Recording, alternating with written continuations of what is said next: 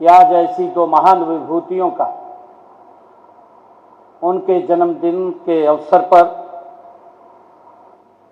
आज हम उनको याद करने के लिए एकत्र हुए हैं। साथियों, ये दोनों महान विभूतियां महात्मा ज्योतिबा फूले, डॉक्टर भीमराव अंबेडकर जी। साथियों, ये केवल ये महापुरुष नहीं थे, इनके जीवन को अगर हम देखते हैं, गहराई से अगर देखते हैं, इन्होंने समाज में समानता, शिक्षा और न्याय की ज्योति जलाने वाले ये दोनों युग द्रष्टा हैं। साथियों, ऐसे महान व्यक्तित्व के उस पखवाड़े के अवसर पर हम एकत्र हो रहे हैं, ये हमारे लिए गर्व की बात है। मैं आप सबको साथियों उनके जन्म दिवस पर ये कार्यक्रम आयोजित किया है, आप सबको बहुत बहुत बधाई देता हूं, शुभकामनाएं देता हूं। साथियों, हम सब जानते हैं कि महात्मा ज्योतिबा फूले ने उस समय में समाज को जगाने का काम किया है। और साथियों, जब समाज में अंधविश्वास, भेदभाव, अशिक्षा को लोगों को जिसने जकड़ा हुआ था, साथियों उन्होंने कहा था, महात्मा ज्योतिबा फूले ने कहा था कि शिक्षा वो शक्ति है। ये महात्मा ज्योतिबा फूले जी ने कहा था कि शिक्षा वो शक्ति है जो इंसान को गुलामी की जंजीरों से मुक्त करती है। शिक्षा वो ताकत है, ये महात्मा ज्योतिबा फूले ने कहा था।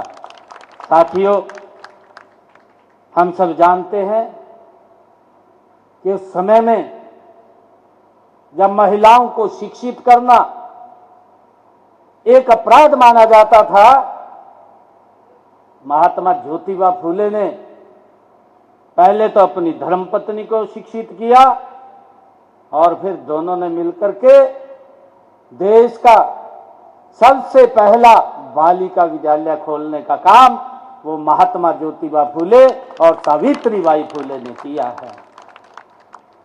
साथियों, हम सब जानते हैं डॉक्टर भीमराव अंबेडकर जी, उनके जीवन, उन्होंने अपने जीवन में संघर्ष, साथियों कौन नहीं जानता उनका जीवन संघर्ष, साथियों ज्ञान और संविधान निर्माता निर्माण से उन्होंने भारत को एक नई दिशा देने का काम वो डॉक्टर भीमराव अंबेडकर जी ने किया है।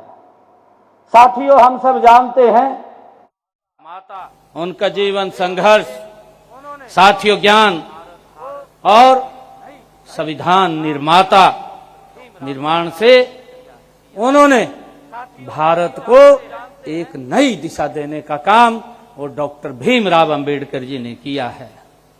साथियों, हम सब जानते हैं कि उन्होंने कठिन परिस्थितियों में डॉक्टर भीमराव अंबेडकर जी ने जन्म लेकर के ये सिद्ध किया है, साथियों, कि परिस्थितियां कैसी भी हों, साथियों अगर परिस्थितियां अनुकूल भी नहीं हो तो सबसे बड़ा हमारा संकल्प होता है, और जब संकल्प व्यक्ति धारण करता है तो डॉक्टर भीमराव अंबेडकर जी का वो वाक्य याद आता है जो डॉक्टर भीमराव अंबेडकर जी ने कहा था कि शिक्षित बनो, संगठित रहो और संघर्ष करो।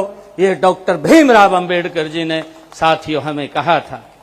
हम देख रहे हैं दोनों के जीवन को अगर हम पढ़ते हैं, महात्मा ज्योतिबा फूले और डॉक्टर भीमराव अंबेडकर जी, मुझे ध्यान में है अभी जब डॉक्टर भीमराव अंबेडकर जी की जयंती हमने राज्य स्तर पर पंचकुला में मनाई, तो हमारे जो कानून मंत्री हैं अर्जुन मेघवाल जी उस कार्यक्रम में मुख्य अतिथि के रूप में वो उपस्थित हुए और उन्होंने कहा था, मन से ही कहा था कि महात्मा ज्योतिबा फुले और डॉक्टर भीमराव अंबेडकर जी के अगर जीवन को हम पढ़ते हैं तो उनका जब महात्मा ज्योतिबा फुले की जब उनकी मृत्यु हुई, ठीक 1 साल के बाद डॉक्टर भीमराव अंबेडकर जी का जन्म हुआ है। साथियों, उन्होंने कहा था, उन्होंने ये शब्द कहा था कि महात्मा ज्योतिबा फुले जो कार्य अधूरा छोड़ करके चले गए थे, उस कार्य को पूरा करने का काम डॉक्टर भीमराव अंबेडकर जी ने किया है। ये शब्द ये अर्जुन मेघवाल जी ने कहे हैं। साथियों, उन्होंने जो हमें मार्ग दिया है, जो हमें मार्ग दिखाया है, उस मार्ग के ऊपर लगातार हमारी सरकारें साथियों गति से बढ़कर के आगे काम कर रही हैं। मुझे ध्यान में है कि हमने आदरणीय नरेंद्र मोदी जी के नेतृत्व वाली ये सरकार पहली बार अंतिम व्यक्ति को मजबूत और सशक्त करने का काम ये सरकार निरंतर कर रही है। साथियों, मुझे ये कहते हुए कि कई लोग बात करते हैं, विरोध के लिए विरोध करते हैं, परंतु अपना विजन है, अपना विजन जो महात्मा ज्योतिबा फुले ने दिखाया, हमारा जो मार्ग है डॉक्टर भीमराव अंबेडकर जी ने दिखाया, हमारी ये दोनों सरकारें निरंतर साथियों उसको फॉलो करते हुए गति से आगे बढ़ रही हैं। आप लोग देखेंगे पिछले 11 वर्षों में, 11 वर्षों से भी अगर पीछे हम जाते हैं, जब अटल बिहारी वाजपेयी जी देश के प्रधानमंत्री बने थे, आजादी के बाद अगर देश गति से आगे बढ़ा है तो आदरणीय नरेंद्र मोदी जी के नेतृत्व में आज हर वर्ग के लिए गति से काम हो रहा है। आज कोई भी योजना अगर बनी है, कोई भी अगर सुविधा मिली है, उस योजना सुविधा में बाबा साहिब की मूर्ति झलकती है। साथियों, इस प्रकार की योजनाएं ये हमारी सरकार निरंतर लोगों तक पहुंचाने का काम कर रही है। हम देखते हैं आदरणीय प्रधानमंत्री जी ने कहा कि हर सर के ऊपर साथियों छत होनी चाहिए। हर व्यक्ति का सपना होता है कि उसका अपना मकान हो। हमारे यहां तो हम देखते हैं पंजाब हरियाणा के अंदर, मैं पिछले दिनों मैं बिहार के अंदर गया, मेरी वहां ड्यूटी लगी, तो मैं एक पंचायत के अंदर जनप्रतिनिधियों से एक ब्लॉक में बात करनी थी। जब मैं सरपंचों से बात कर रहा था तो मैंने एक एक को पूछा, कितने मकान आपकी पंचायत में बने हैं? गरीब व्यक्ति को प्रधानमंत्री जी ने कितने मकान बना करके दिए हैं? साथियों, मुझे खुशी है कि एक भी सरपंच ने ये नहीं कहा।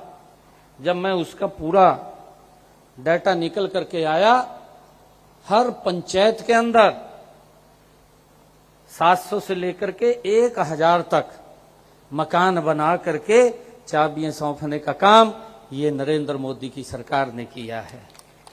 साथियों, बाबा साहिब का वो सपना है जिसको पूरा करने का काम नरेंद्र मोदी जी कर रहे हैं।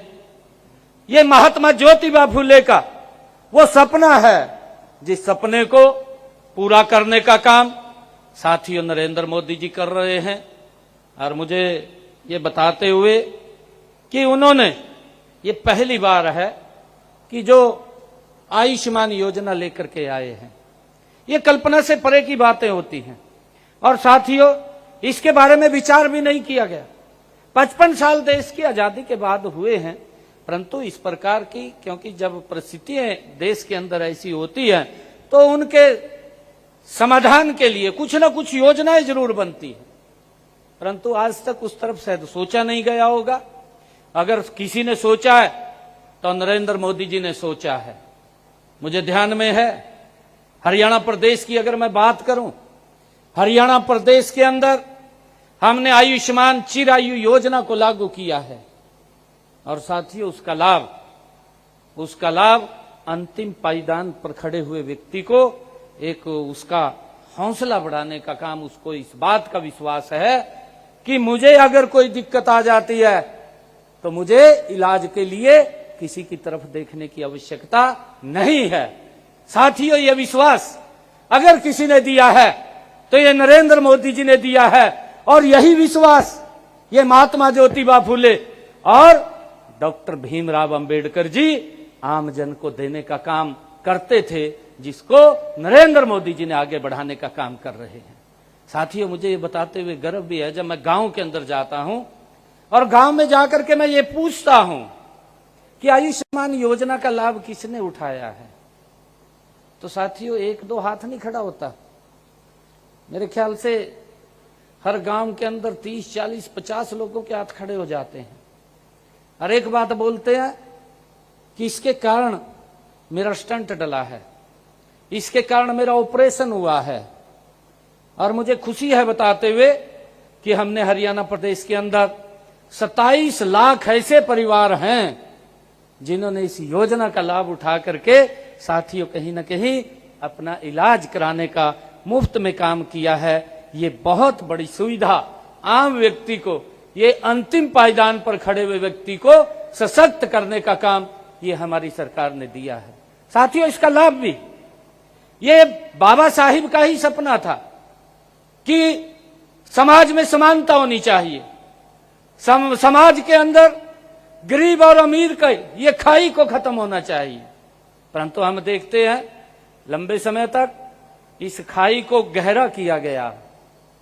ये खाई 55 सालों तक गहरी हुई है। साथियों, इस खाई को कम करने का काम आदरणीय मोदी जी इन 11 वर्षों में कर रहे हैं। हम इस बात को देख रहे हैं और बहुत सारे ऐसे काम हैं। साथियों, मैं बताना चाहता हूं, ये बाबा साहेब का सपना और डॉक्टर महात्मा ज्योतिबा फुले का सपना, साथियों उसको पूरे करने का काम हम निरंतर कर रहे हैं। आप हरियाणा के अंदर अगर देखेंगे, मेरे पास बहुत सारे लोग ऐसे आते थे और वो ये बात बोलते थे कि 100 गज का प्लाट तो दे दिया, परंतु ना कागज मिला ना कब्जा मिला। वो घूमते रहते थे। परंतु जब मुझे ये जिम्मेवारी आदरणीय प्रधानमंत्री जी ने दी, साथियों मेरे लिए बड़े ये गर्व की बात है, मैंने सबसे पहले सोनीपत के अंदर एक बड़ा कार्यक्रम किया और सभी मंत्रीगण को मैंने अलग अलग जिलों में भेजने का काम किया। और जब मैंने सोनीपत में कार्यक्रम किया तो मैंने वहीं पर जितने ऐसे लोग छूटे हुए थे उन सबको कागज भी और कब्जा भी देने का काम ये हमारी सरकार ने किया है। और साथियों, हमने यहां तक नहीं रुके, हमने उसको प्रधानमंत्री आवास योजना के साथ जोड़ने का काम किया है कि उसके ऊपर मकान बना करके चाबियां देने का काम हमारी सरकार करेगी। साथियों, उसको लेकर के हम निरंतर इसमें आगे बढ़ करके काम कर रहे हैं। मुझे खुशी है कि हमने लगभग 11 वर्षों में हरियाणा प्रदेश में 1,60,000 मकान बना करके देने का काम किया है। और अभी भी पिछले दिनों जिनकी किस्तें रुकी हुई थी, साथियों उस किस्तों को भी हमने डालने का काम अभी पिछले दिनों किया है। और साथियों, इसी प्रकार मैंने वहीं पर एक घोषणा और की थी कि अगर कोई छूट गए हैं जिन्होंने अप्लाई नहीं किया और उनके पास 100 गज का प्लाट नहीं है, साथियों हमने उस पोर्टल को भी खोलने का काम किया।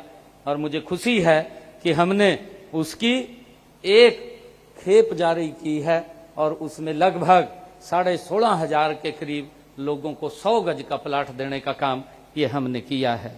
और साथियों, इसी प्रकार हमने मुख्यमंत्री शहरी आवास योजना वो भी बना करके शहरों के अंदर भी 30 गज का प्लाट देने का काम हम कर रहे हैं। 30 गज का प्लाट, साथियों 30 गज का प्लाट, ताकि हर व्यक्ति का सपना पूरा हो। और ये जो सपना था, ये सपना महात्मा ज्योतिबा फुले का था और ये सपना था, ये डॉक्टर भीमराव अंबेडकर जी का सपना था कि हर व्यक्ति को सम्मान और उसकी इज्जत वो रहे और उसको पूरा करने का काम साथियों हमारी सरकार कर रही है।